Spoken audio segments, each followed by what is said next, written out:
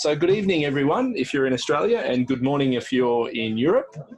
Thanks so much for joining us today for the final of the Ross Parsons Centre for Corporate, Commercial and Taxation Law webinar series that we've had this year. In today's webinar, we're going to be discussing the fascinating topic of blockchain, which I'm sure is not going to be enough time. Now, I'll just pop both of you on mute just for the moment. I was just getting a little bit of feedback. So I'm sure an hour isn't going to be enough time for us to talk about that, but we've only got an hour, so that's fine. So we're mostly going to be talking about some recent developments in the European Union, and to take us through that, we've got Dr. Zofia Bednaz from the University of Malaga. So good evening, Zofia. Hello, good morning here in Europe. And to provide a local perspective for those in Australia, we've got Hannah Glass, who's a Senior Associate at King & Wood Mallesons here in Sydney. Hi, everyone.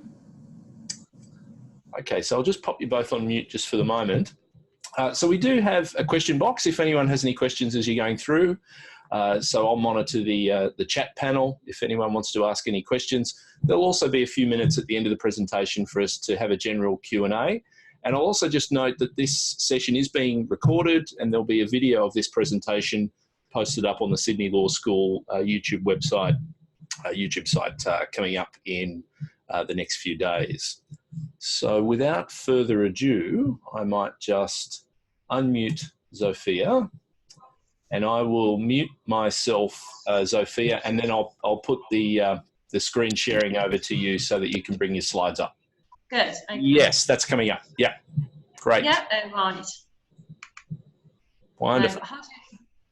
Okay. I'm just trying to make it full screen now, and so it's up on the top left corner. Yeah. Okay, that's okay. Oh, good. All right. Thank you. Can you see it now? Yes. Okay. Good. Well, sorry for that. Hi everyone. I'll be talking about blockchain technology and company law. So just let's say a few words about the blockchain technology. So what is it? I hope everyone knows what blockchain is, but just to make sure, we're talking about distributed databases, which are self-proving, and they record transactions in a streamlined manner, and that record of transactions is immutable and verifiable. So the database is distributed, which means it's stored by various entities that can all access and alter it, but provided the majority of them approves the modification. And the source, timing, and legitimacy of new entries can be easily confirmed simply by looking at that record of transactions at blockchain. So it's an immutable record of transactions. It's reasonably secure, and I'll be back to that thought in a moment. It's transparent, meaning that all the participating entities can see that record of transactions, and there is no central entity that will control the database. This is why I said it's distributed. Now, this, together with the observation on the security, needs to be qualified, because we've got two types of blockchains. There are public, permissionless blockchains and private blockchains. And now in public blockchains, this is true what I said, because there are so many nodes participating that it's probably not feasible to alter or modify the records of transactions. However, in private blockchains, we may have a central entity or a small group of entities controlling the blockchain, and then at this point, it may be possible to. So this is much less secure, obviously, because the possibility of modifying or controlling half of the nodes, participating nodes, is much higher. The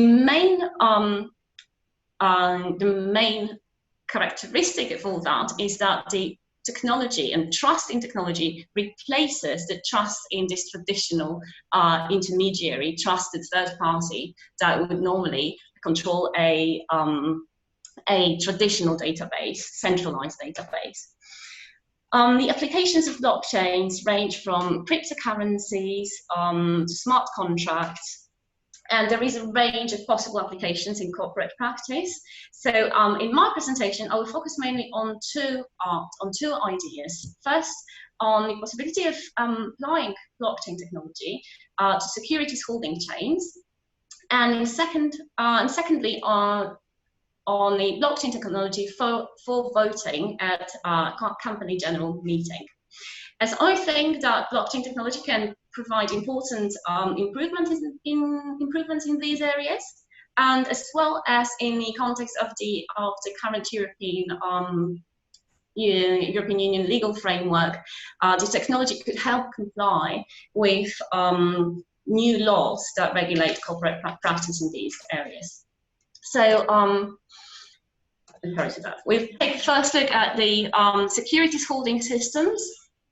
So the introduction of computer-based systems for securities holdings resulted in an increase of indirect shares holding structures. So we've got chains of multiple intermediaries, such as custodians, sub-custodians, asset managers, between the issuer and the final investor or the beneficial owner. And securities are dematerialized, so the holding and transfer of those is represented through electronic book entries in accounts which are maintained by intermediaries. The initial recording of shares in the electronic system is carried out by the Central Securities Depository. And this is an institution that also maintains the accounts, securities accounts for the top tier of the intermediated holding chains. So basically what happens is that those intermediaries become a link between the issuer company and the final investors.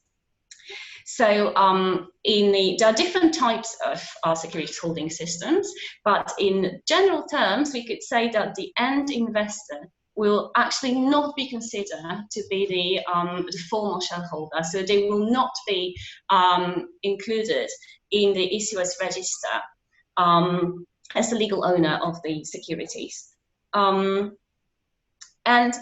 they will have, through different types of rights, could be contractual rights with registered shareholders. So they will have the rights to de facto rights to the dividends, they will have voting rights, they'll have information rights, but those rights will not be recognized at the level of the issuer's register. And as I mentioned, we've got different types of systems because we've got direct and indirect systems. And Spain is an example of the Spanish system is an example of the direct system. So it's just two-tier centralized system. In the first tier is the Central Securities Depository, and the second tier are the participating entities. But they are only record-keeping entities in theory, so they have no rights or interest over the securities that they hold. For the investors. However, having said that, the market developed this way that it went against the legislators' ideas, and obviously there are intermediaries who position themselves between those entities and issuers, those participating entities and issuers, and the final investors. So, well, the outcome is that in any type of system, basically, neither the CSD nor the issuer themselves can actually identify in an easy way their final investor, a beneficial owner.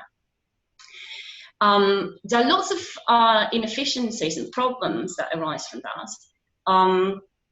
There is from varying from the insolvency risk, since there are no clear ownership rights to the shares being held at within the intermediary chain, to obstacles in identifying, as I already said, of the investor by the issuer. So this is a problem of shareholder engagement, which basically relies on effective communication between companies and their investors. It also creates barriers to the exercise of the shareholders or investors' rights attached to the securities. But it also has advantages, and it's also worth remembering that one of the main advantages, apart from the fact that we don't have to deal with paper-based securities anymore, is that the pyramid structure created in those intermediated systems allows the issuer to deal with a relatively small number of large players who in turn will hold accounts for others. So this also makes it a little bit easier for the whole, to run the whole thing. But I'll be back to that thought later on. So this is the first possible area in which blockchain technology could provide certain improvement. And second that I mentioned is the issue of voting at general meetings, at company general meeting. So inefficiencies here stem basically from proxy voting systems, because those chains of intermediaries that I mentioned, they not only serve for holding shares, but also for managing all types of corporate communications and passing information along between the issuer, along the chain, from the issuer to the shareholder, and the other way. This makes it, there is a risk, therefore, that proxy materials or voting instructions may not be recorded correctly or may not arrive on time. There are also issues related to technicalities of vote tabulation at general meeting, or identifying the shareholders or that have actually the right to vote at this precise moment because of transactions such as shares, lending, and it creates quite a complex system that actually may be discouraging final investors and beneficial owners from taking any action. And secondly, and this is another issue that also is also related to voting at general meetings, is that is the issues related to institutional investors and their voting policies, because they're managing quite complex investment portfolios, and there are issues with transparency of their voting policies and then confirmation of how they actually voted. So summing up, those inefficiencies basically result from lack of transparency, from problems with verification in the context of ballot, for example, and shareholder identification. And basically, as we already said, the blockchain technology properties can constitute a solution to those issues. Zofia, if I could just make a quick comment there, just to add a perspective from Australia. Certainly problems with proxy voting have been around in Australia for a long time. Some of the people who are attending might remember the series of NRMA-related AGM problems that we had a number of years ago in Australia. One of the developments we've seen in recent years is some large public companies are using a direct voting system. So doing away with proxy votes where shareholders essentially can already vote electronically. And I've noticed that over the last couple of AGMs. Say 5 or 10 years ago, companies were just putting it in their constitutions, but no one really wanted to be the first company to pursue a direct voting mechanism at an actual AGM. But in this last AGM season here in Australia, we've seen a number of, including very large companies, using direct voting mechanisms. So the things that you're talking about are certainly live issues here in Australia.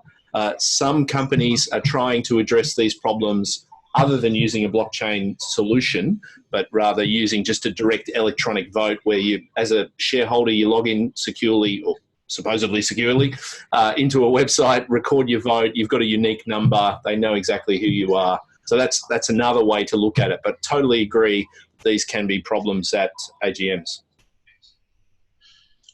Thank you for that, Jason. Yeah, and this is very interesting, and I wanted to say that later on, that what I'm saying is the issues that we're mentioning can be, first of all, they're not necessarily the result of the technology used, so they may be solved in a different way, not necessarily through blockchain. So, and this is a very good example of that, but yeah, well, I think we'll be back to that thought in a moment. So now focusing on the European rules, So you've got the Shareholders' Rights Directive 2 that was adopted in 2017 and should be implemented by the member states, should have been implemented till June or July 2019. So some states, such as Spain, are late with implementing the directive. That's another story. So this directive aims at encouraging shareholder engagement, improving transparency and corporate sustainability. It intends to tackle some of the inefficiencies of those intermediated securities holding systems and proxy voting systems that we mentioned. The directive was quite highly, widely criticised for two main reasons.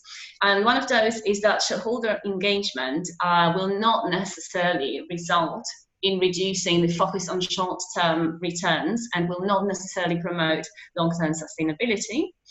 And the second line of criticism was that rules of the directive are not sufficient to incentivize shareholder stewardship and active engagement. And this is where I think the technology could offer some kind of solution, at least up to a certain extent. So let's take a look at some of the provisions of the directive. These are just examples of provisions that impose certain rules. So those are certain rules that could be complying with those, could be helped by blockchain technology. So first of all, the companies will have the right to identify their shareholders, and the intermediaries will have to communicate without delay to the company regarding the information regarding the shareholder identity. And the directive says that when there is more than one intermediary in a chain of intermediaries, then the information should be transmitted between them without delay. Now, information regarding shareholder identity, that's information allowing to identify the shareholder, and those are this is the name and contact details of the shareholder, including full address and email address. When they're a legal person, then their registration number, the number of the shares held by them, and as could be as well the categories or classes of shares that they hold. So this is quite interesting to remember that, also in context of the security of transmission of such data and the privacy. And I'll be back to that thought in a moment. Now, interestingly, the directive states that it is without prejudice to national law regulating the holding and ownership of securities. So it will not affect the beneficial owners or other persons who are not shareholders under the applicable national law. So basically, this is where we could say that up to a certain extent it may defeat the purpose of the whole rule of identification. But some member states, and this is an example of Spain, as I said, the directive is still not implemented in Spain, but the proposed implementation is that even the beneficial shareholders will be identifiable. So the companies will have the right to identify their beneficial shareholders as well. Now, the transmission, so the directive also regulates the transmission of information between the issuer and shareholders. So the intermediaries will be required to transmit the information from the company to the shareholders. The information that the company is required to provide the shareholder to enable them the exercise of their rights flowing from their shares. And the information received from shareholders that's relative, that's related to the exercise of the rights flowing from their shares will have to be transmitted back to the company also without delay. Then we've got more rules on transmitting information, and in a case of electronic votes at general meetings, so votes that are cast electronically will have to, so if we cast a vote electronically, there is an obligation to emit an electronic confirmation of receipt of the votes immediately after those votes are cast. And after the general meeting, the shareholder can obtain confirmation of their vote that they have been validly recorded and counted by the company.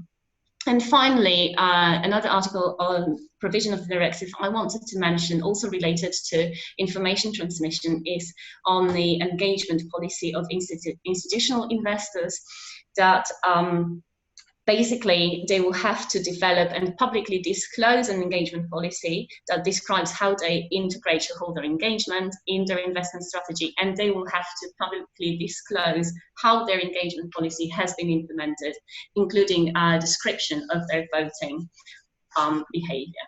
Now, complying with those rules could be made easier by blockchains. So the European Commission adopted an implementing regulation that sets out detailed requirements as how the information that we mentioned before should be transmitted. So it should be transmitted in standardized formats that include minimum types of information. They have to be transmitted along the chain of intermediaries to the shareholders in a format which allows for processing, and it should be made in electronic and machine-readable formats which allow for interoperability and straight-through processing. And also, the deadlines that have to be complied with by issuers intermediaries are set, and basically the deadlines are no later than on the same business day. So, for example, first intermediary and any other intermediary receiving information regarding a corporate event shall transmit such information to the next intermediary in the chain without delay and no later than by the close of the same business day as it receives the information. And in regarding the confirmation of the receipt of votes cast electronically, what we said, so it should be provided immediately after the vote, after the cast of the votes. However, the confirmation of recording and counting of votes should be provided no later than 15 days after the interested party requested it, or after the general meeting, whichever occurs later.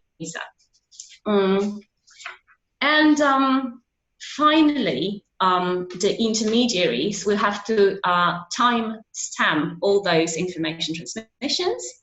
So it can be noted that all those rules involve really high costs of complying. So because they will have to identify the shareholders, they have to pass the information along the chain, they have to confirm the votes cast, and furthermore, there are minimum security requirements. So when transmitting information to intermediaries, shareholders or third parties, the issuer and the intermediary shall implement appropriate technical and organizational measures aiming at ensuring security, integrity, and authentication of the information originated. And that such measures should also have to be implemented with respect to the transmission of information to the issuer or third party nominated by the issuer. So it's quite, so those are again quite high, quite highly, so I mean the cost of complying with those requirements and all those transmissions can be quite high. And obviously, the regulation is encouraging the use of new technologies, saying that in order to facilitate the exercise of shareholder rights and make it more efficient, the use of modern technologies in communication should be encouraged. And I believe this also includes the distributed ledger technology. So the blockchain technology provides us with a what could provide various improvements to corporate practice in the areas that I mentioned, and I wanted to take a look at two different types of use cases. So first of all, the transaction settlement that relates to the securities holding systems. So in securities holding systems, all participants of a holding chain from the issuer to the final beneficiary, we could imagine that they could actually participate in the blockchain and be nodes on that blockchain, which would reduce the complexities of passing the information along the chain. That would make it, that would reduce or replace the multiple steps that are involved in receiving, verifying, and transmitting information. Smart contracts could be used to implement the corporate events, from dividends distribution to general meetings. There will be access, easy access to all the historical data, the ownership and status of shares at any given moment will be clearly recorded. So there are quite a few doubts there. So there will be no more, probably, this hierarchical, I mean, if we decide to adopt it, then we would have to, the situation would change from this hierarchical chain or pyramid structure to a situation in which all parties are collaborating on the blockchain. It's obviously impossible to replace current systems with a new blockchain-based one from one day to another. So probably that would consist of adding an additional layer to the current systems that we have, and that additional layer would have connections at each point to the current system, and this is how the information would be recorded on blockchain. But maybe one day it could actually replace any other type of system. And then the other use case is the possibility of blockchain-based platform for voting at the general meeting that will provide transparency, elimination, that will eliminate problems of errors in vote counting, that would provide for instantaneous vote calculation. The smart contracts could be used to implement voting instructions. That would hopefully could help in improving shareholder engagement, because it would be much easier, much more transparent. The whole system would be much easier to navigate and much more transparent. And this type of application is much easier to implement than the other one that I mentioned for the securities holding chains. And we are already seeing pilot programs such as the pilot vote at the Banco Santander annual general meeting in 2018, which was done in partnership with Broadridge. It was conducted, so the blockchain vote was conducted alongside the traditional annual general meeting, and blockchain being used to store a shadow registry of proxy votes. And then the other pilot program is the Nasdaq Tallinn in Estonia, the stock exchange, which provided a blockchain e-voting platform for companies listed at the stock exchange. And it provides investors with the possibility to view information about meetings and vote before or during the meeting, to use the system to transfer the voting rights to a proxy, to monitor how the proxy voted and recall it if they if they see it necessary, to review previous meetings and transactions based on the records that the system creates. And custodians in that system can vote on behalf of the clients, or they can distribute voting rights to beneficial owners in a clear and in a quick and easy manner. Can I add a further one to that, Sophia?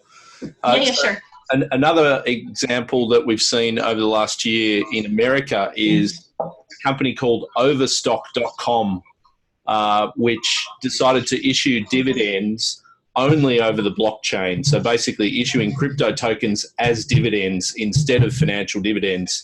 And that's actually landed them in an SEC investigation. There was some discussion about whether they were doing that simply to try and frustrate short sellers coming up to the dividend payment time. So that's another interesting example. Exactly. So this is what I wanted to talk when I was when I wanted to mention the potential problems with widespread adoption of technology.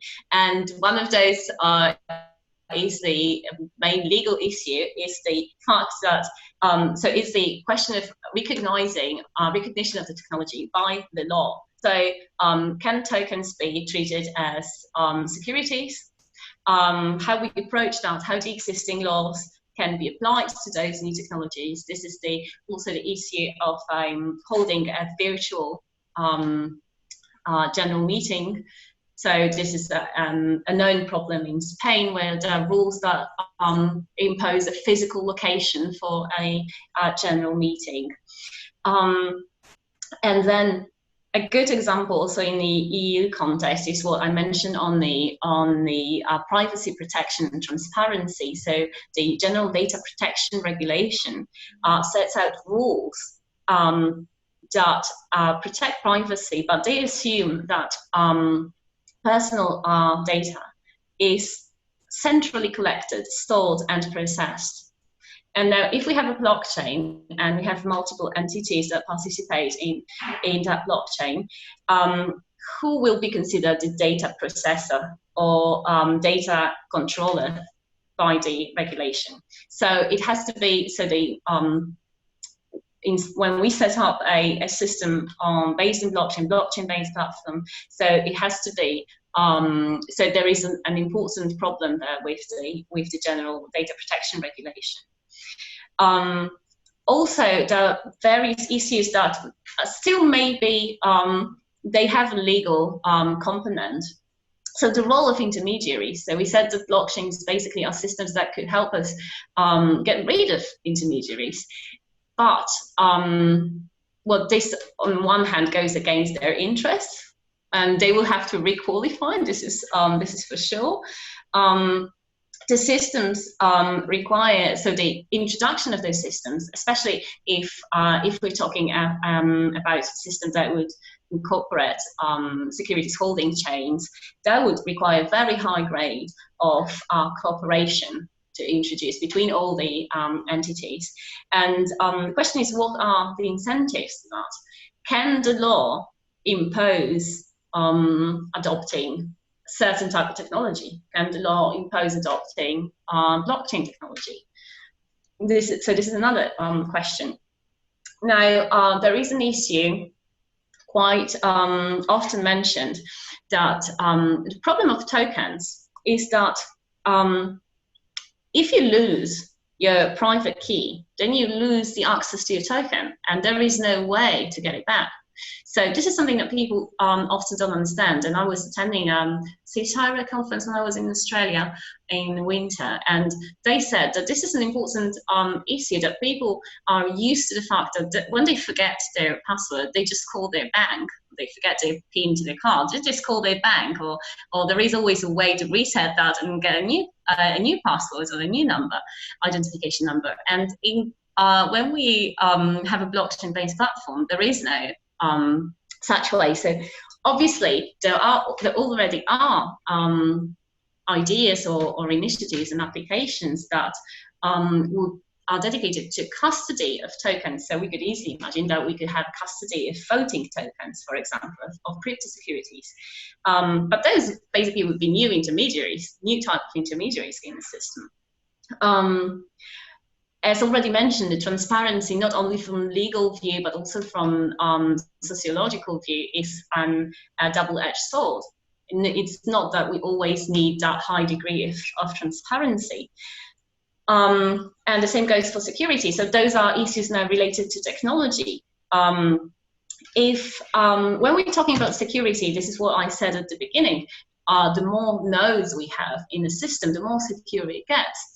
And also so for example, going back to the two pilot schemes that in Europe that we've seen, the one of voting at general meeting, when we think about voting, what was introduced in the Tallinn Stock Exchange, this is quite interesting because we've got a system in which all the listed companies become nodes. So the system is more secure because we've got many participants, and the system is controlled and verifiable because of the high, not very high, but important number of participants.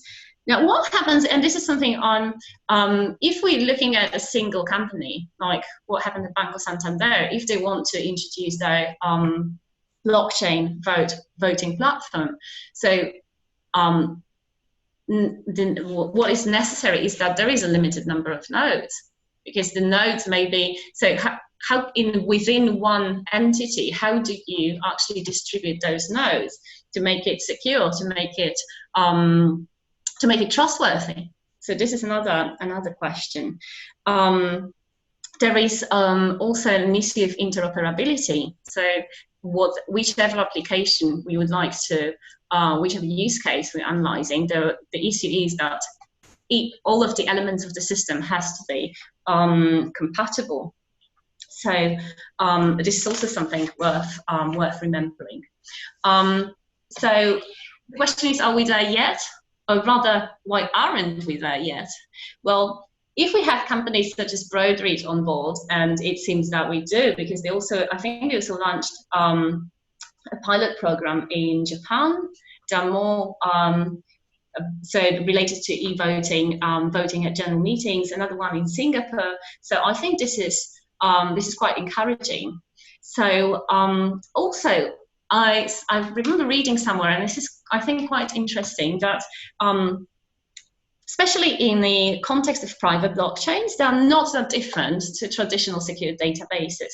But the whole hype around technology and the interest in that makes the stakeholder basically more eager to, more interested to actually look for improvements that the technology could provide. So it's more likely that they will learn about the technology, they will get everyone to the same table, and they will try to develop and deploy a standard that could solve the inefficiencies that we mentioned.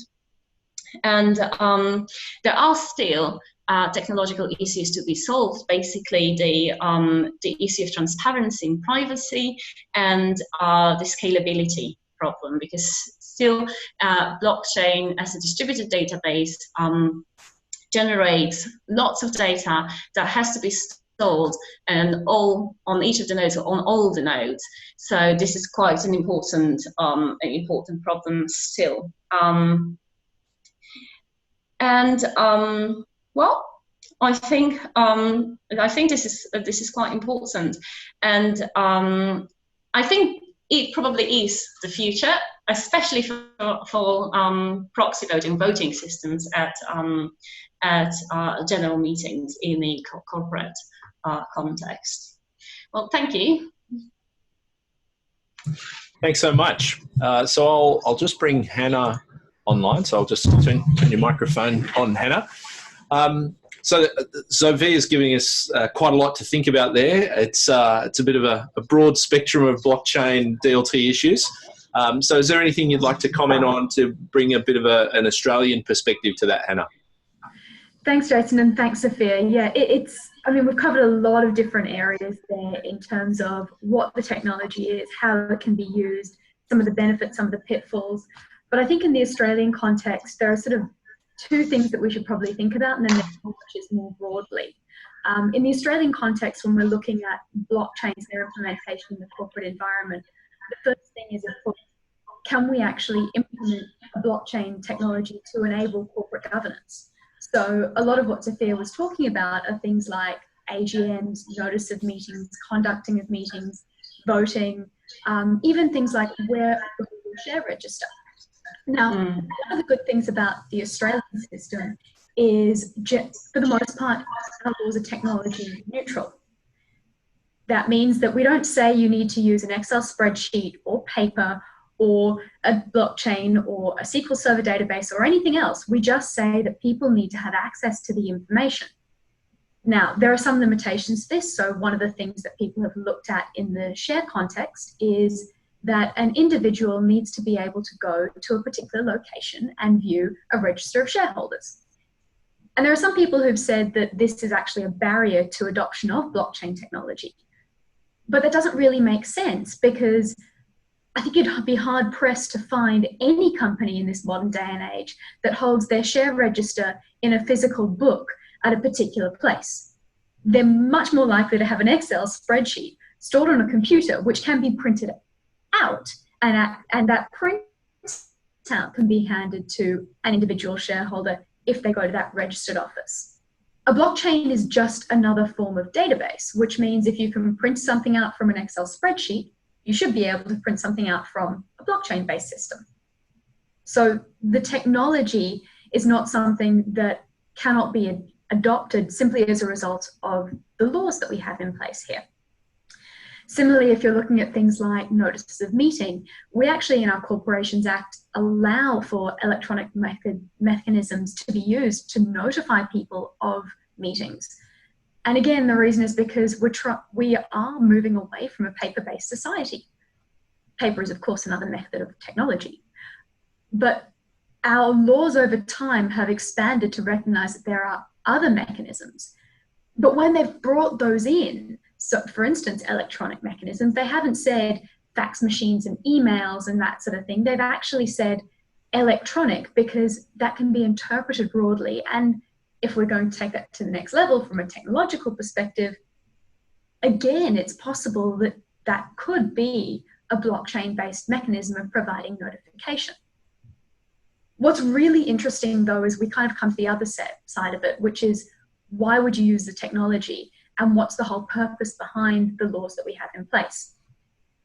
Ultimately, the purpose for corporate governance is every shareholder needs to have a right to participate.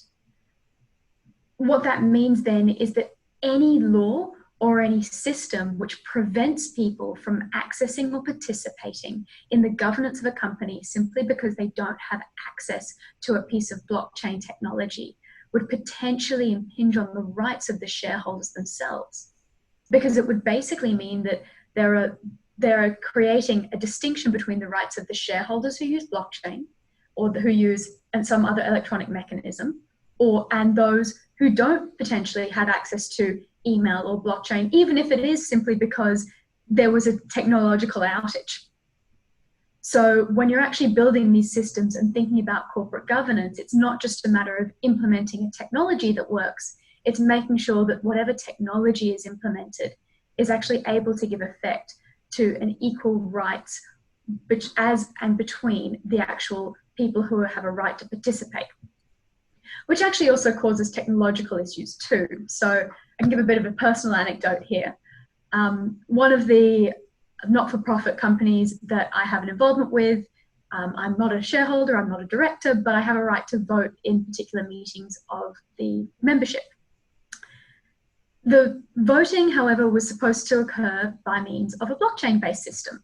The idea was every member could register and every member could vote on all the different proposals that were put up there. We were given notice beforehand, it was compliant with the constitution documents, basically everything that you would expect. We were also given the link to access that blockchain technology. Except for the fact that on the day, there were two issues. One of them was the page wouldn't load. The other one was once you actually got onto the page, the blockchain itself was suffering from latency issues. Basically, even if you were able to see the website page to actually lodge your vote, it would never actually be lodged onto the blockchain, which means your vote would never be processed because there were underlying issues with the technology itself. Basically, what this means is we actually had to resort to traditional paper on pen mechanisms of voting to actually get the vote through, which was not the whole purpose in the first place. Now, clearly this is an example. It was not a system whereby a large public company had shifted from a paper or a traditional or an electronic tried and tested mechanism to a blockchain system. It had just gone from a paper system to a not so tried and tested yet blockchain system to see how it would work. And so there was no issues in terms of engagement. No one was put out by this. But you can easily see how if this wasn't a not-for-profit vote from the members, if it was actually a vote on, say, voting on the directors of a public company or the remuneration of the CEO or potentially removal of an executive, those are the sorts of votes that are time sensitive. They're the sorts of votes which you want to make sure are not subject to the vagaries of technology. They're the sorts of votes which you want to ensure you don't have to suddenly ask for other people to step in and help and potentially provide their own solutions, i.e. pen and paper.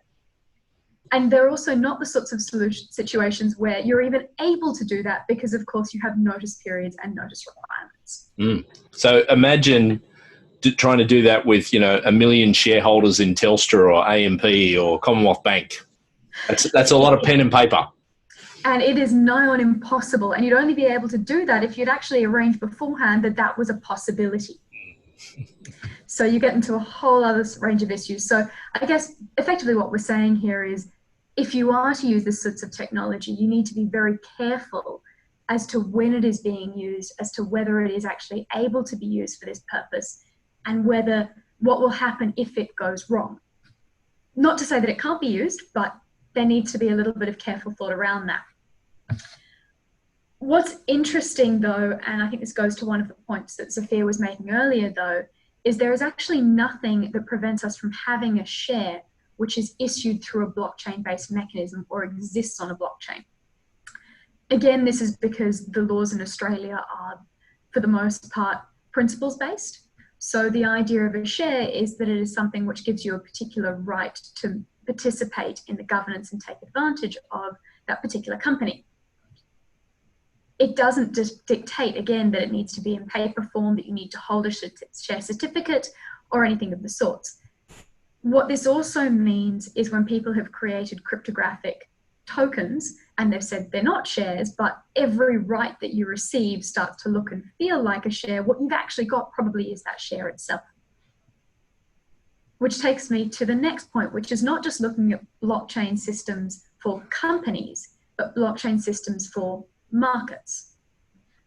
Because if we were to say that a blockchain was actually, that a share was issued on a blockchain, then what you'd also say is, well, perhaps that share can be transferred on that blockchain. And if a share can be transferred on a blockchain, you may well be actually in the realm of financial markets. This has a whole heap of regulatory issues which may arise for those people who are operating the markets. But what it also means is that we potentially may usher in a new era of financial markets themselves. And one of the key areas in which financial markets have been or may well be reformed by this technology is actually not the issuance of shares, not the corporate governance mechanisms, it's actually the way that those shares are managed. And by that I mean the clearing and the settlement of those trades. And I'm seeing Jason nodding here because I think he knows where I'm going, which is that Australia is the first country in the world to be implementing a blockchain-based system to clear and settle shares, to clear and settle trades of shares within their national stock exchange, the Australian Stock Exchange or ASX. What's really interesting about this is this project started back in 2015.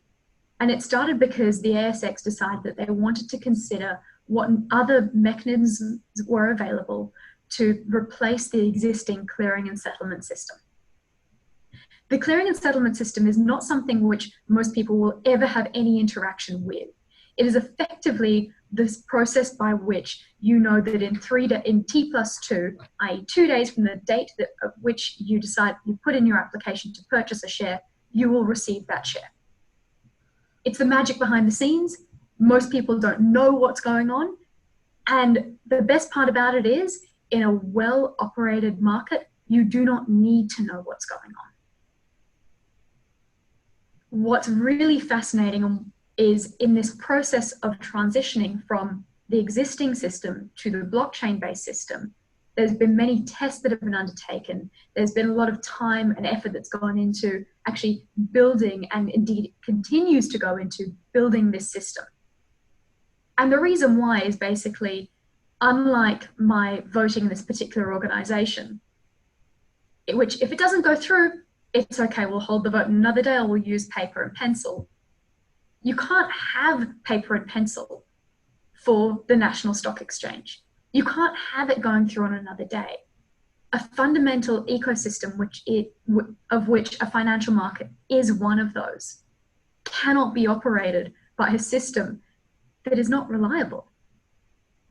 We need to make sure that if we are going to use these systems, and there are clear benefits to using them, that they are as robust, as secure, as potentially as transparent and as resilient as any system we have now. These are ultimately matters of technology in terms of making sure the technology works as intended. But there's also another aspect to it, which is the legal aspect. And this is not necessarily changes to law, because that may not be necessary, but it's changes to ensure that when those trades go through, they are the same as any current trade. Now, of course, as I said, a share that happens to have a cryptographic element is still a share. So all of the existing laws around share trading will apply. But to go to Zophia's point that she made before around what happens if you lose your keys to a particular share, you can't have it that if you've lost the keys to your shares in one of the ASX 200 companies, you suddenly lose the right to that share. Again, that would undermine the integrity of our entire financial system. What instead you say is, no, you still have the legal right to it. So we need to make sure the technology reflects the legal right, not the other way around. You cannot have the technology driving the rights that we have. The best way of putting this is if you go to a judge and you say, I no longer have access to my shares because I've lost my cryptographic key, and the judge says, yes, but did you have the right to shares? Well, I can produce my share certificate, okay? I can produce the agreement that I signed to actually purchase these shares, or at least I can produce the trade order. The judge is going to say, yes, you have the right to those shares. They're highly unlikely to say, oh, but you lost your password, therefore you no longer have legal title. That's not the way, again, a common law system works. These are the sorts of things which we need to consider as we're transitioning from any technology, and we're not just talking blockchain technologies here, but they do come about in this blockchain system because there is a view that the technology drives the legal rights, whereas in fact it's the other way around. It's the legal rights which the technology must fit into. So it's not the case that you can't use blockchain technology in corporate law. It's not the case that you necessarily need to change the law to use this sorts of technology. But it is the case that if you are designing, and when you are designing these systems, you need to consider what the law is, what the rights are that a person has, what other mechanisms need to be in place so that if the technology fails, that doesn't impinge on those rights and doesn't prevent you from actually accessing and taking advantage of that same system. Because ultimately what you're building is something which is much more than a blockchain. You're building financial market infrastructure, which underpins our entire economy. Thanks so much, Hannah. That's also given us quite a lot to think about. It's been a very thought-provoking session, this one. Now, I might just throw it open for questions, if anyone has any questions.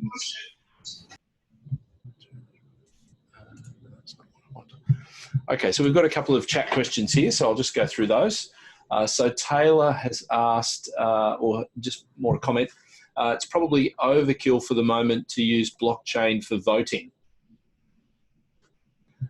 Victoria has mentioned the EU is building EBSI. I'm not quite sure what that refers to. Zofia, I'm not sure if that rings a bell for you, EBSI. Well, that would be the European Blockchain Services Infrastructure. Okay. That European Commission, is looking at. But yeah, we'll see how it works. It's kind of like I've heard that you've got the Blockchain for Australia initiative in Australia. So this is kind of an idea that we could use blockchain for different types of applications, and that we could have a system for the whole European Union. Right. Yeah, it's actually quite interesting when people start looking at building services on blockchains. We've found that a lot of people say, well, I've built a blockchain for supply chains, or I've built a blockchain for energy, but they actually don't go to the granular level of what's actually required. They'll look at the technological requirements.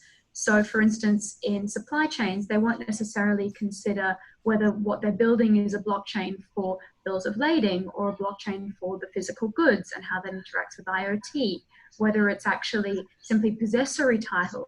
All of these go to that whole matter of what is the legal rights and what are the legal obligations, and then what is the blockchain storing, and how are those two supposed to interact together. So you'll find we're probably not going to necessarily have one particular blockchain. We're more likely to have multiple blockchains designed for particular use cases. However, I mean, as I think many people have mentioned, interoperability and the ability to work within and between not only blockchains but other technologies too is going to be really important. That's not something we don't do already. I mean, we have APIs for all sorts of processes and procedures, and that's part of the way that the technological world operates. Yeah. So Filippo's asked a question. I think this is probably directed towards you, Hannah. So he asks, I'd be interested in knowing if Australia has a specific law in order to define crypto assets and or tokens and the rights connected to them. So one of the really interesting things about Australian law is everything is principles based. It does mean that even some of the products that are regulated under our Corporations Act, whilst they include what are called in the US securities, it actually goes beyond that. And ultimately we go to what are the rights, what are the features, what are the responsibilities and the liabilities that are associated with holding the token. And generally speaking, the question is, can you explain what the token is without using the word token, cryptography, or blockchain? And generally, if you go through all of those, you can work out whether what you're holding is actually a share or a derivative or a non-cash payment facility or a loyalty point or prepayment for service. It's not that we have laws for crypto assets. It's that we have general laws which are then applied to whatever bundle of rights you receive. Yeah, and ASIC has been putting out some information releases around particularly ICOs, risk for consumers, misleading conduct, these sorts of things. So that's quite helpful. Okay, we might make this the last question because we're just getting up to 8 o'clock. So Filippo said, thanks very much for the answer, Hannah. So Taylor asks, do we think that the Bitcoin blockchain will become the main consensus blockchain? Is that the blockchain to rule all blockchains? Or do we think that we need to wait until the world's governments agree on one blockchain system? Wow, that's a big question. I'd be scared of the world's governments coming together with one blockchain system, I must admit. Definitely. I'd be fascinated to see them agree on one system. Yeah, but definitely the problem with Bitcoin system is that this is the Ethereum where we start seeing smart contracts, for example. So I think this is where the development of blockchain technology, the direction of the development, and where it has more applications, obviously, because you can program. I'm not obviously a computer scientist, but I know that on Ethereum, this is where you can program anything you like, basically. And Bitcoin does not allow that. So I think no. That would be my answer. Yeah, I tend to agree. I don't think we're going to end up with one blockchain. I think you need a blockchain that is suitable for the particular use case. You're completely right. Bitcoin, it has all sorts of issues, but Ethereum has issues too. I think anyone who's familiar with CryptoKitties, basically electronic versions of Beanie Babies, when they were released, anyone who was actually trying to purchase CryptoKitties put their transactions through and paid a significant amount of money to do that, which was great if you wanted to buy a CryptoKitty. Wasn't so great if you were trying to process any other type of transaction on the network at the time, because the fees to do that went sky high. So it shows that there's a lot of teething problems that need to be considered before we actually start migrating to any blockchain for fundamental services. Yeah. Okay, so we've just ticked over 8 o'clock. I'm mindful of everyone's time. Thanks so much to our presenters tonight, to Hannah and to Zofia, coming to us all the way from Spain, and Hannah coming to us all the way from downtown Sydney. So thanks everyone for joining in. As I say, this video will be up on the Sydney Law School podcast page in the next few days. So we'll send an email around with a link to the video, and feel free to share it within your network. So thanks everyone. It's been a fascinating discussion, and hopefully next year we'll have some further events, perhaps some more webinars, maybe some face-to-face seminars looking at technology and corporate law. That's certainly an area that the Ross Parsons Centre here at Sydney Law School is very interested in. So we'll keep you posted to those events. So thanks everyone for your time tonight. Thank you. Thank you so much. Thank you. Thanks everyone. It's been a great conversation.